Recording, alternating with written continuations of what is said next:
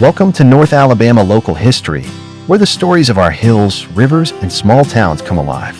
From the earliest native cultures to frontier settlements, from Civil War crossroads to Muscle Shoals music legends, this is the place where the past still shapes who we are today. I'm glad you're here.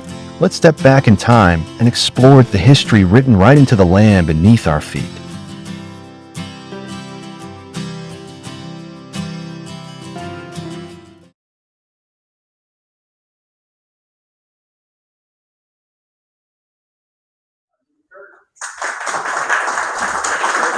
Thanks, Tim.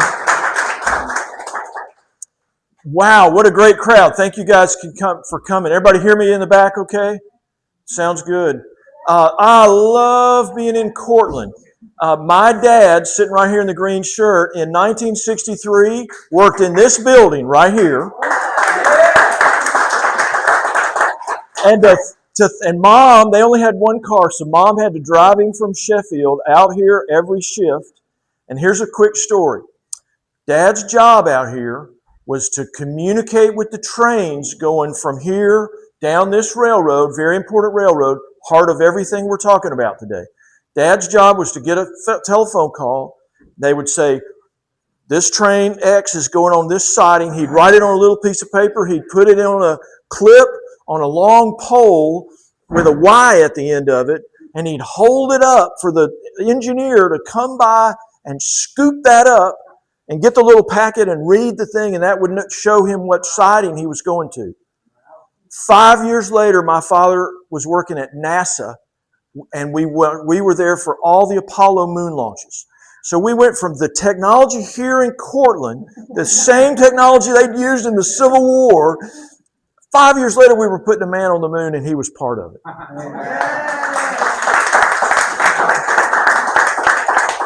There's nothing I say from here on out that will compare to that story, you know. Well, listen, I'm an accidental painter. I'm an accidental writer. I've always been interested in history. I've always had a passion for it. I retired about a year ago. I was an on-the-road salesman, and what I decided to do instead of watching TV was write these books. And so every night in a hotel room when I was on the road, instead of turning the TV on or going to the bar, I'd sit in my hotel room and I'd write these stories that I had from these stories from our family in North Alabama. And so all of it generated from that. And so we're still trying to do that today. 5 years ago, if you'd asked me, was I a painter, I would have said no. And so all of this is a fairly new journey, the paintings. I'm trying to get better. And y'all have been part of my journey. Tim and Linda have been, and the crew out here, there's a whole list of names of people that have helped, because there's massive amounts of research that goes into every one of these paintings. It's not just the story or the painting, but my job is to take all this information and put it in something that in an instant you can tell what happened here. All right.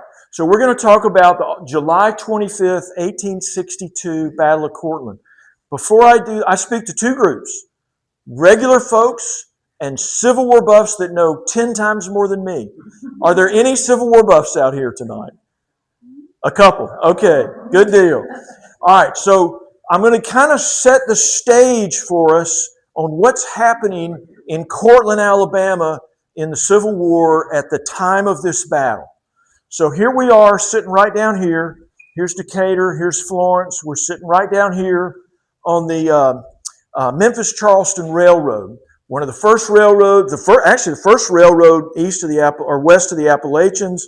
A critical supply chain across, for the armies as they moved in and out of Alabama. And so what happens is, in the beginning, the Tennessee River comes south into Alabama and then back up north to Knoxville. And the Union forces are up here around Cairo and Paducah, and the Tennessee River is like a dagger down into the heart of the Confederacy. And they've got two forts up here, Fort Henry and Fort Donelson, that are protecting that river. If those forts hold, the ships can't get down the river, the Union can't get down into Alabama. So what happens in February 6th of 1862? Really the first full year of the war, Both forts fall to U.S. Grant. Okay, and so that opens up. By February 8th, gunboats are at Florence, Alabama. They're already, in the beginning of the Civil War, North Alabama is all of a sudden compromised. Now, what keeps those gunboats from going to Decatur? The Big and Little Muscle Shoals. That is a break in navigation, and it protects this area out here from those Union gunboats and the incursion of Union troops in here. Okay? April 6th and 7th, everybody's heard of the Battle of Shiloh. That was an event that you could hear in Florence.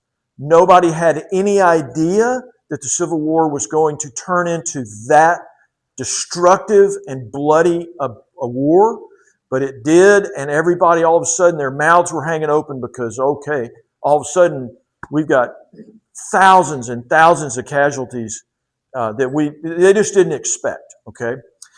And after Shiloh, all of a sudden the Confederates have retreated back to Corinth, and there's a guy named Ormsby Mitchell who's a Union commander in Nashville, and he is an interesting guy. He's an astronomer. He's an amateur soldier.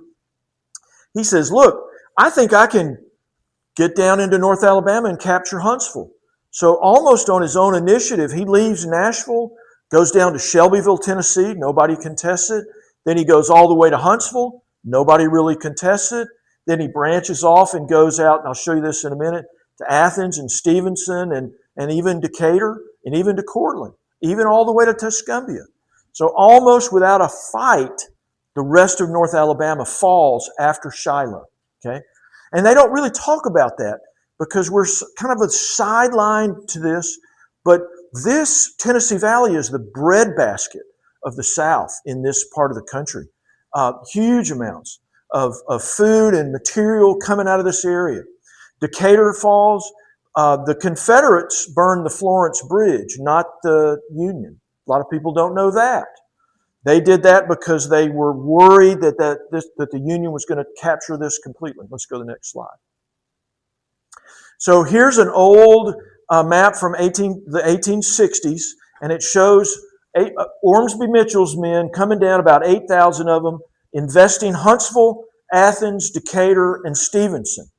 So now you've got about 8,000 Union soldiers, hardly any Confederate soldiers around here. They're off in Mississippi or they're off in Virginia. And so the governor of Alabama is going crazy because all they know is that, listen, we're 2 months into the war basically, and North Alabama is completely captured. Not what they were expecting. And then there's 30,000 men over in Corinth, Union soldiers. Then their supply line going back up to Paducah and Cairo is the Tennessee River. It's the interstate of the time. So everybody here is terrified.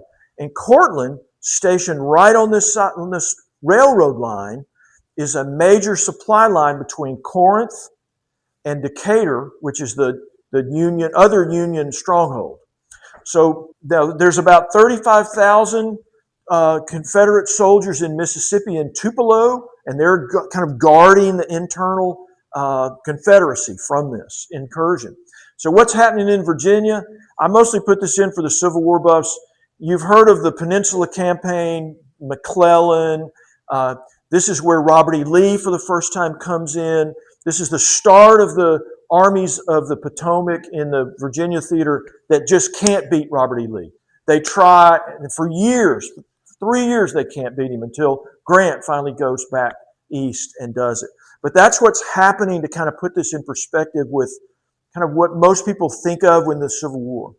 So we've got this guy named Don Carlos Buell. Isn't that a great name? So Don Carlos Buell, and that's a picture of him down there.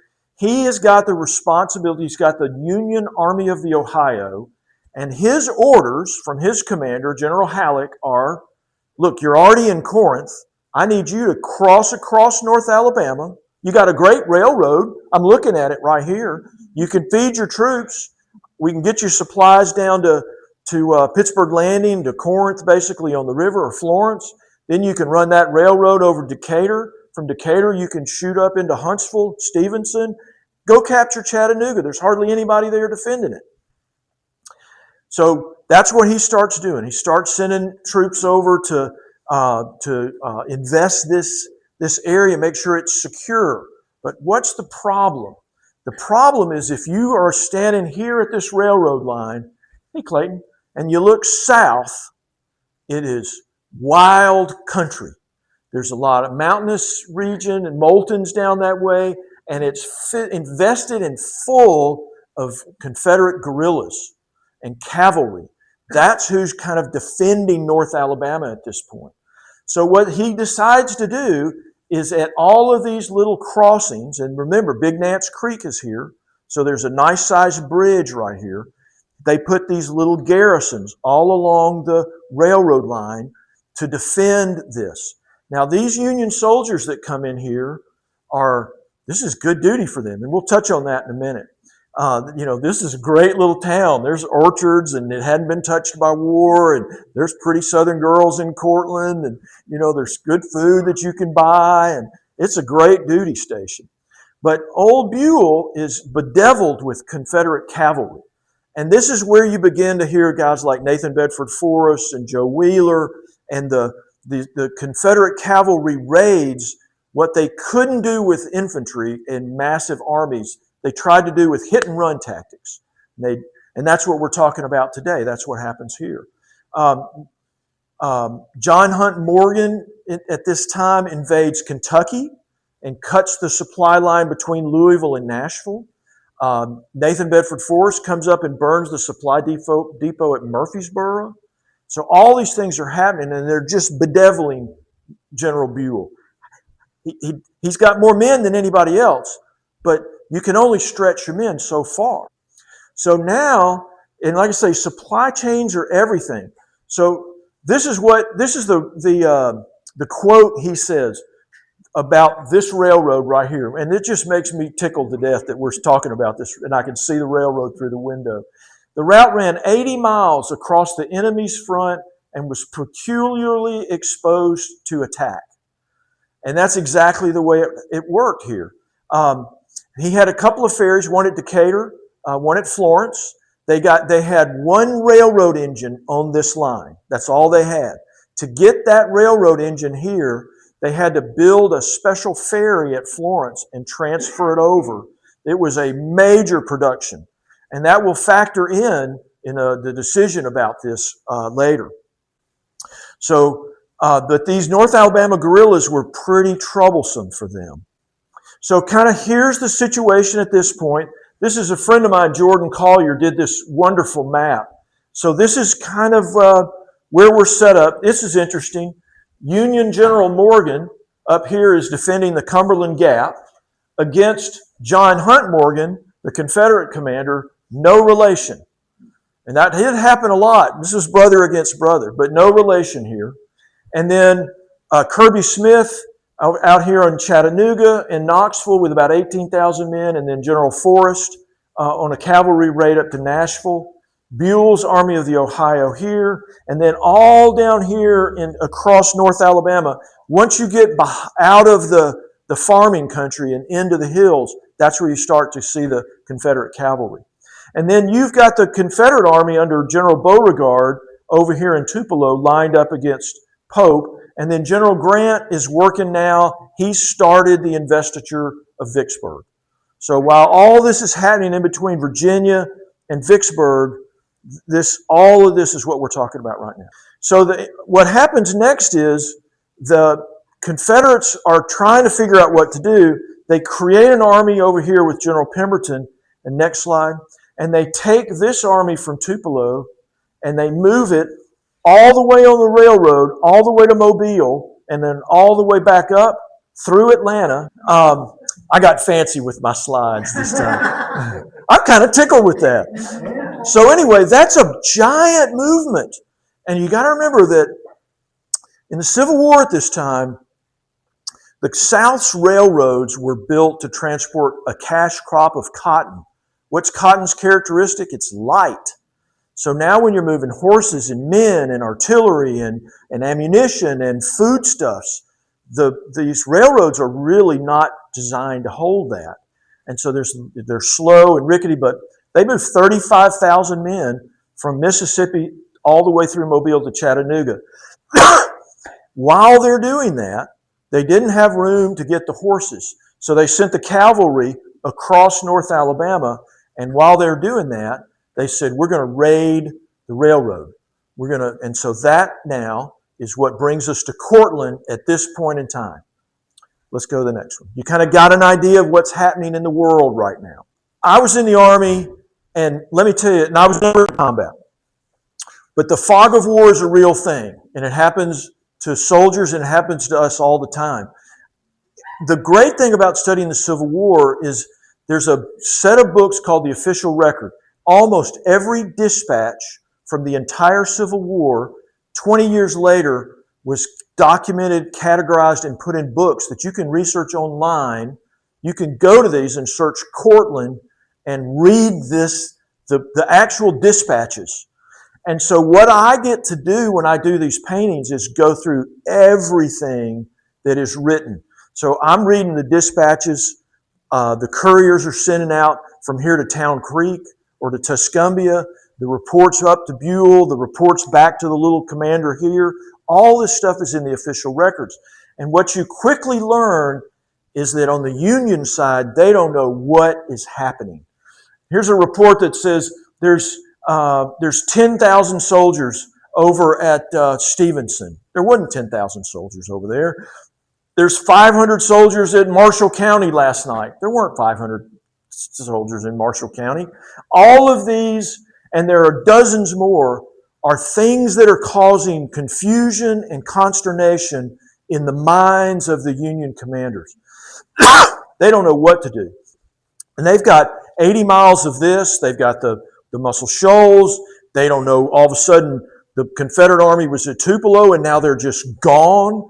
They don't know that they're going to show up in Chattanooga. They could show up in Vicksburg. They could show up in the Cumberland Gap. They don't know. All this is creating confusion. But it's interesting to follow. So Forrest takes his brigade, and this adds even more, is that we've got these cavalry commanders that are very mobile. Forrest takes 1,500 men, some Texas and Georgian cavalry, and goes up and almost captures Nashville, Tennessee from the Union. It's just wrecking chaos. And then John Hunt Morgan is up and rampaging in Kentucky. So now let's drill down to this little garrison here at Courtland in June and July of 1862. The 10th Kentucky Infantry, Captain Davidson, companies A and H, 97 men.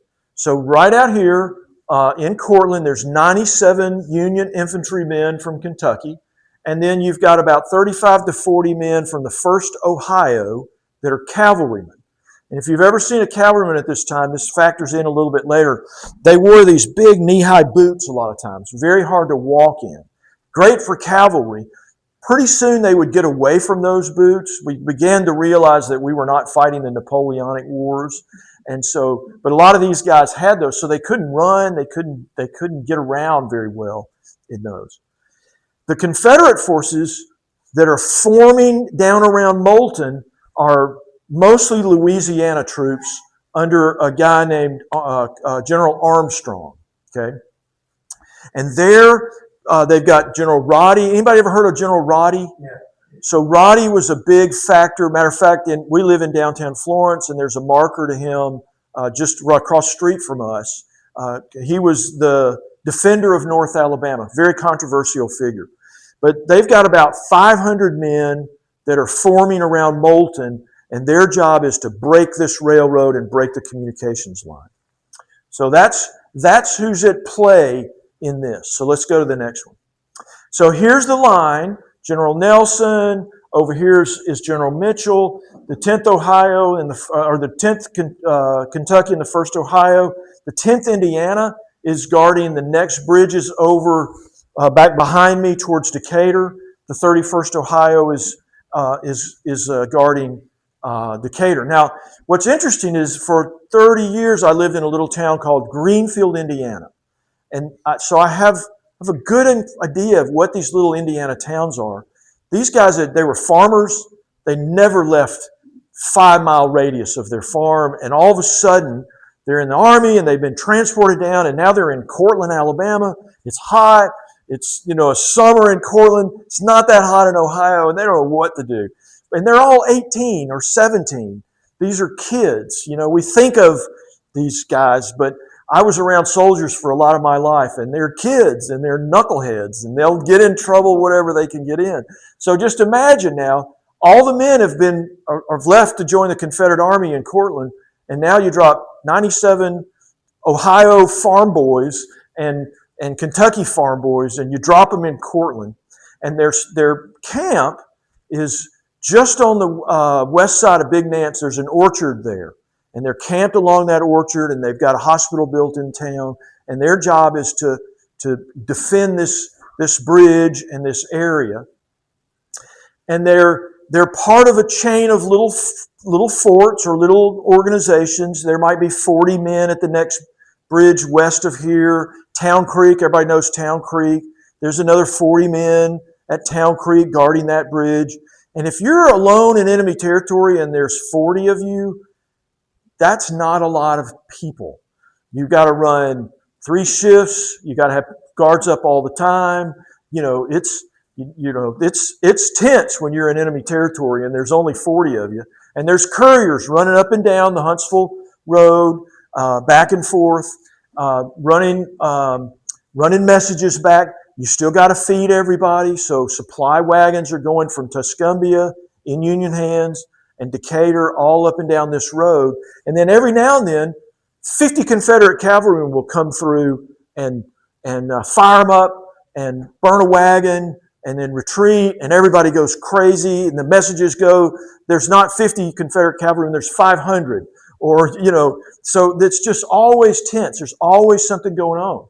Now, we get, after the war, these soldiers, this is the salient experience of their life.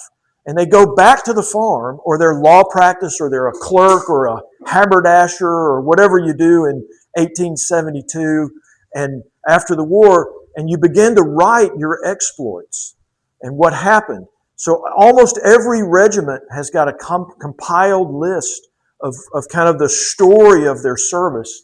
And we've got one from a guy named George Spielman from the 1st Ohio Volunteer Cavalry, who was stationed here and tells the complete story from his perspective of his action right here. Again, this is online, and you can read it. To me, if in the library, that might be an interesting thing to bookmark if you want to read them. So here's a couple of things.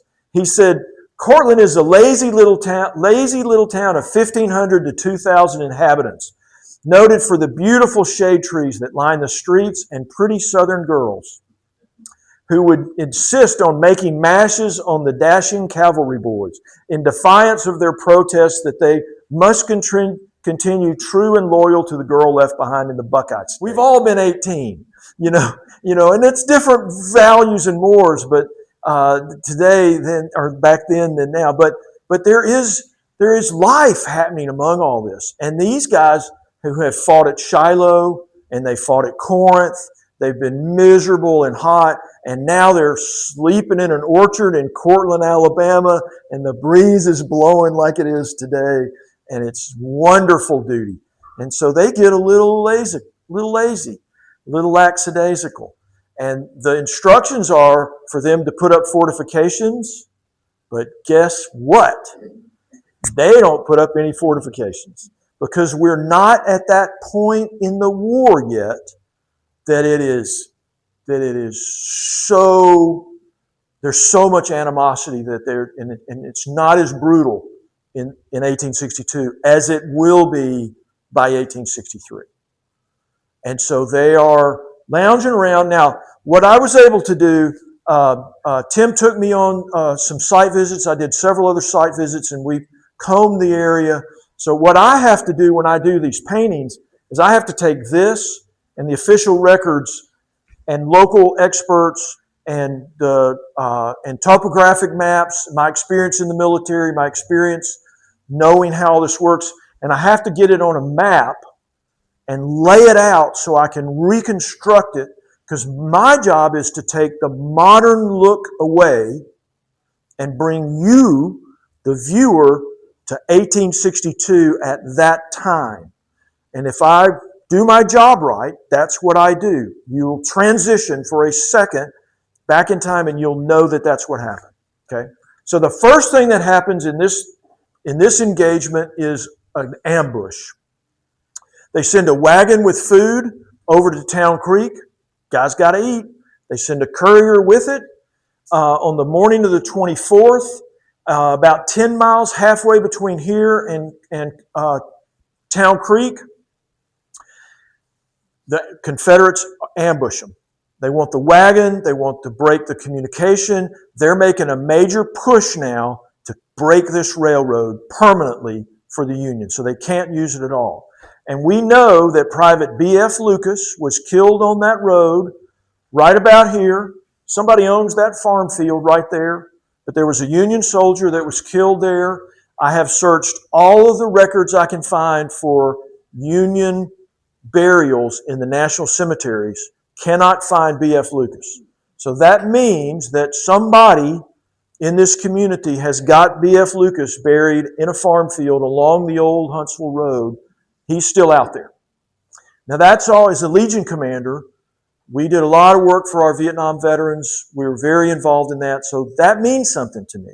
Part of the mission for the core of us doing this work is try to at least identify that here's a young man that came down from Ohio and died for his country and is buried unknown out there.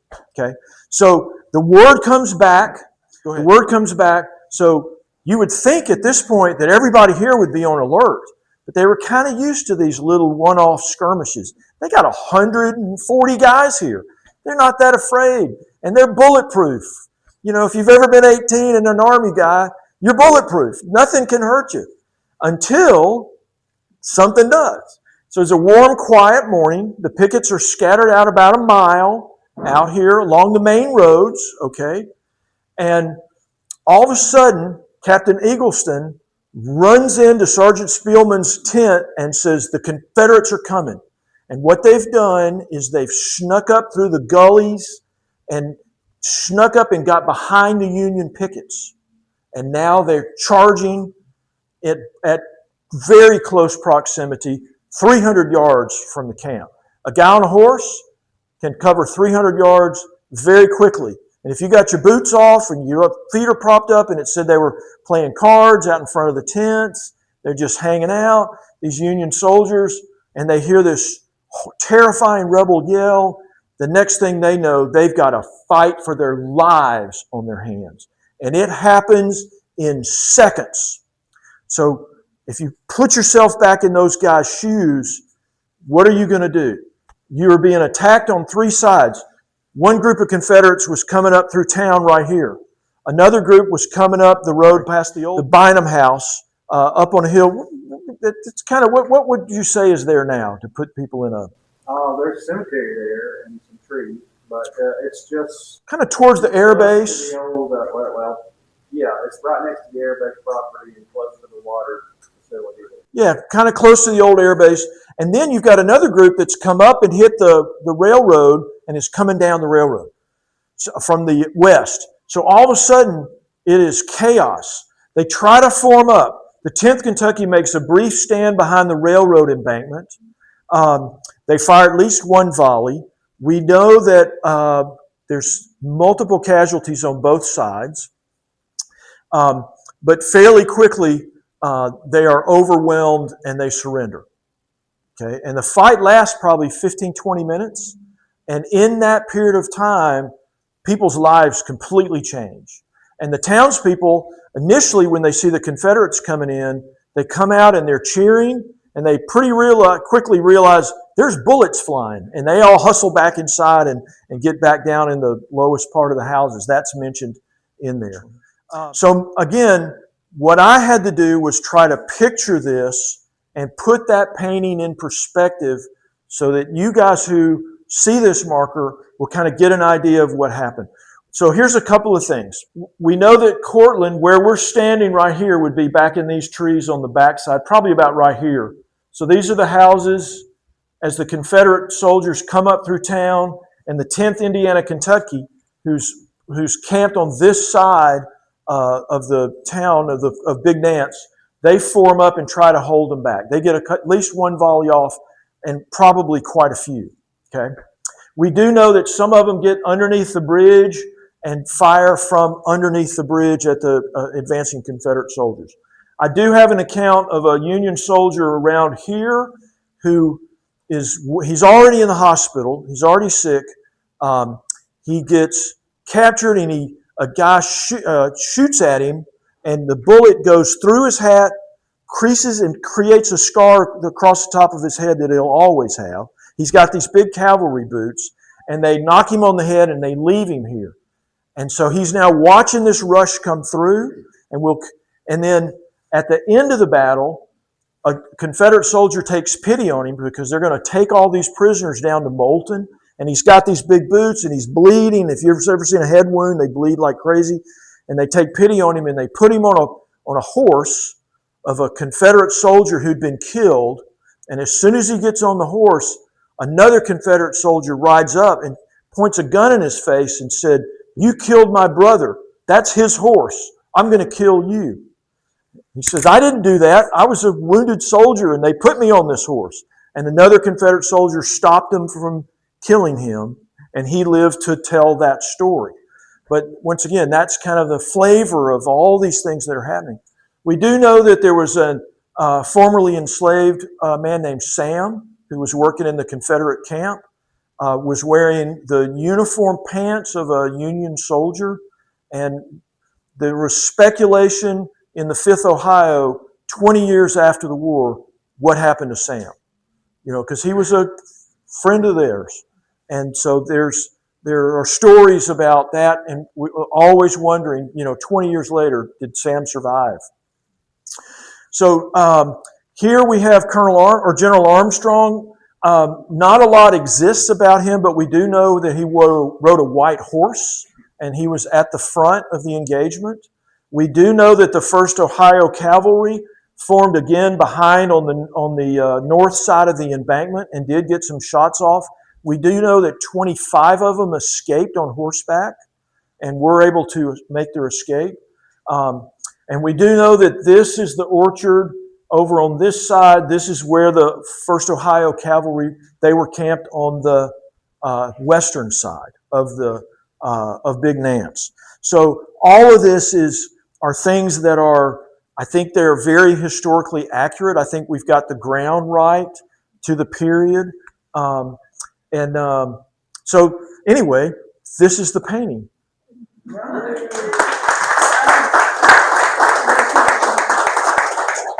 And we have one for the museum.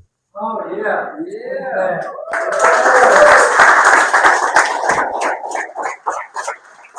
There'll be a little write-up that goes with it, but one of the coolest things about this is I'm going to tell you in a minute. So let's go to the next slide. Let me kind of continue the story. A couple of things, and then I'll tell you the other things that are happening with this. They were taken prisoners, the Union soldiers.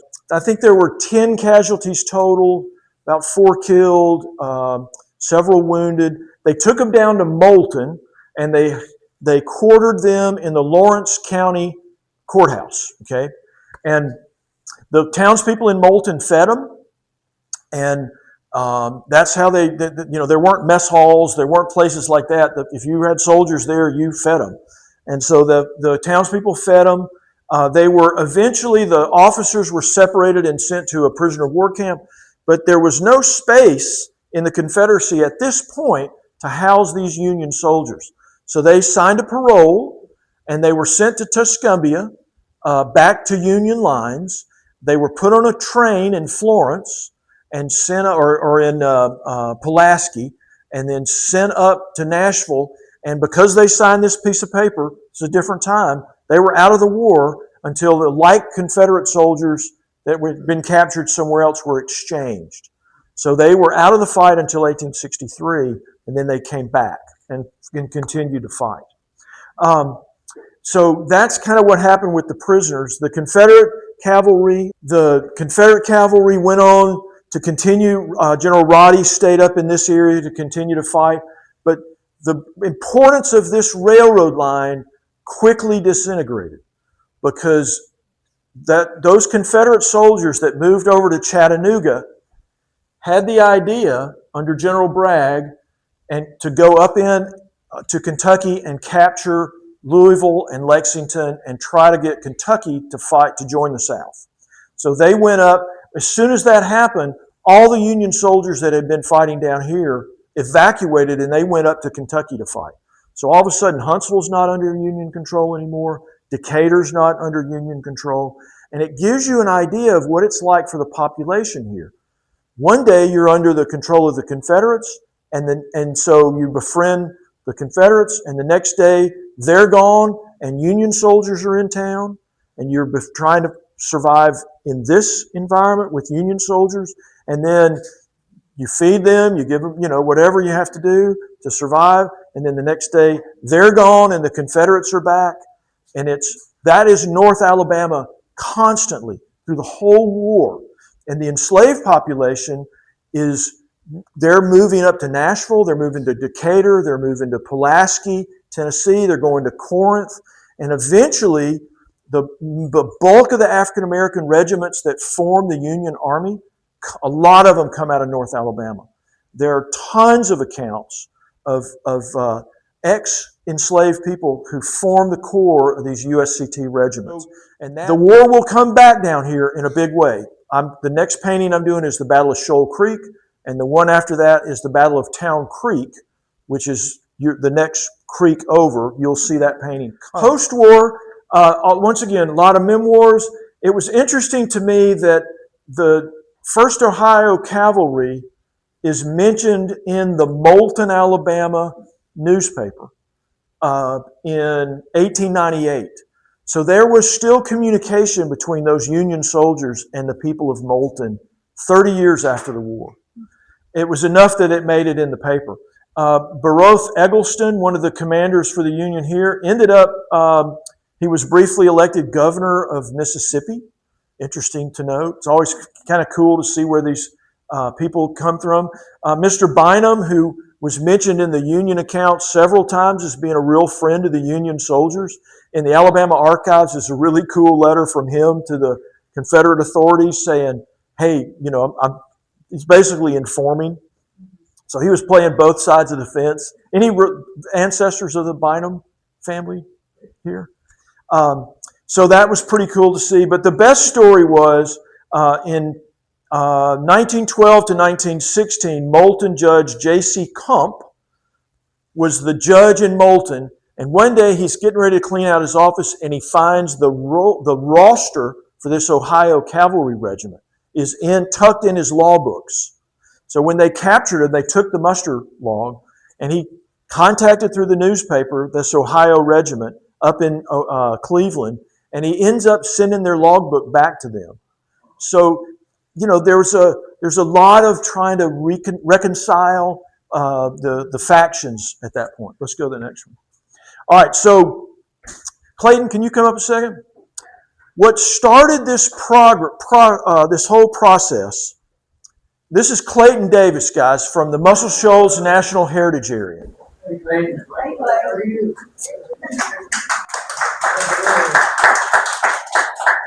These guys put together a grant with the American Battlefield Trust. Did I get that right? Protection program.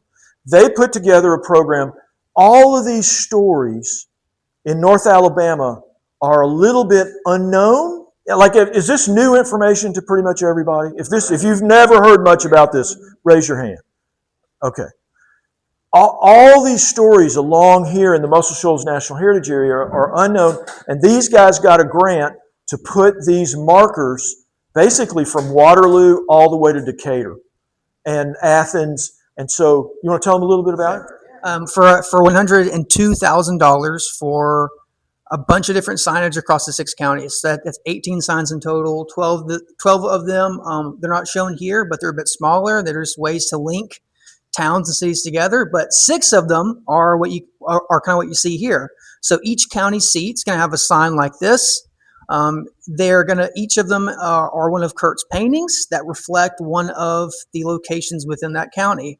And each sign's going to have a little bit of information about what's going on in the county during the Civil War. So they're designed to be for the beginner, right? Let's say you have no idea what happened in Lawrence County or Franklin County or Colbert County in the Civil War, but you are interested. They're designed to be accessible for people, to give people all the information, generally speaking, all of kind of the major points, while also not being too overwhelming. That's what we have kind of the digital part of it for. So the sign is designed to be like a good beginning point in each different county, explains the history. And if you're really interested and you don't mind fooling around with it, then you can scan the QR code and we get a whole digital tour. And all those sites, yes, ma'am. Are they metal? They are metal. Yeah. So these are going to have a aluminum base, and then there's a kind of a smooth, glossy laminated panel that goes in that base. And so we're working with all the towns and all the cities within the heritage area that we're selecting sites for to get permissions to install those. It's all paid for, and so it costs the towns and it costs the cities nothing.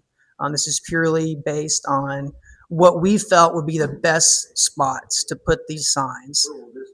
This one will go in Moulton, in the courthouse square.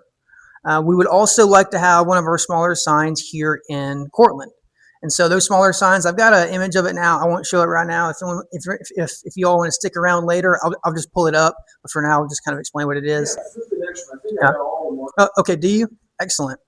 Yeah, so this is another big marker. This one's going to go down in McFarland Park in Florence. But so these are what the big signs look like. The smaller signs are essentially going to be one consistent brand with consistent colors. It's going to have a QR code. It's going to say Courtland, Leeton, Cherokee Station, whatever. And it's going to just link you to the digital aspect. So let's say you're in Moulton and you see the Lawrence County wayside. You can read all about what happened in Lawrence County. You're really interested, you can scan the QR code and you can see where every other single site in the tour is located. So if you're in Moulton and you see that sign and it gets you interested, or you're in Courtland and you scan a QR code on that sign, it's going to bring you to the same thing, and you're going to see where all the other ones are.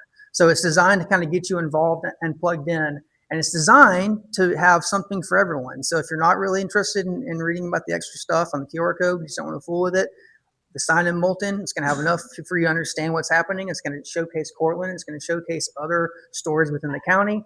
Or if you are interested, then you can go around each site, you can scan the QR code, and you can do it that way. So it's whatever way you want to engage is the way that we have it set up. Just real quick, this is Florence, and here's the Indian Mound, and you're in the Sheffield Bluffs. That's what you're looking at. Yeah. And so this is showcasing Fort Henderson, and so you see here the way we have these design is that they're showcasing kind of several different stories within each county. So there's like a general overview, what's happening in the county. There's typically a photograph with a little caption and a story involved with that, and then there's a description of what's going on in the painting, right? So you're getting kind of a three-pronged story in each panel, and we hope that gives people enough context to understand like what's going on at the most general level. So again, that's where you could stop. If you don't really care about anything else, this should give you enough information to understand the context, understand the importance of what's going on in each county and why each county is important to the war effort. Yes. Yeah. One of the things that's really interesting about this is that there's tourism associated with this. Tennessee has an incredibly robust Civil War trail. People go and follow the motorcycle groups, follow it, tourists follow it. Everybody's looking for something like that. North Alabama doesn't have it. So that's something that we think is going to be real helpful. We'll go to the next one. Yeah. This is, you'll see these over here, but this is one in Colbert County. That's Morgan County. And I think that's, yeah. And that's okay. Yeah. Well, excellent. And so that's kind of the general overview. If you're interested, I'll be around and answer questions or whatever. But thank you, Kurt, for all the wonderful paintings. And they add a lot of visual flair, and they add a lot of visual interest, and it's a really good hook to get people in. So thank you for your artwork and for everyone else who worked on the project. We've worked with a lot of different people and had to corral a lot of different people. So that's always fun. But everyone has thrown in a lot and really made the project something wonderful. So we're expecting and hoping, if everything goes the way that we plan it to, which it never does, that things that signs will be installed roughly August or September of this year, potentially a bit later, but that's kind of our time frame. So signs, the longer one is about 42 by 24. So they're, we made sure it was wide enough to have that panoramic view to show all of that painting as it kind of extends and give you a good landscape. Yeah. Thanks, Clyde. Thank you. Of course. Thank you, Kurt. You got it. All right. Thanks, all.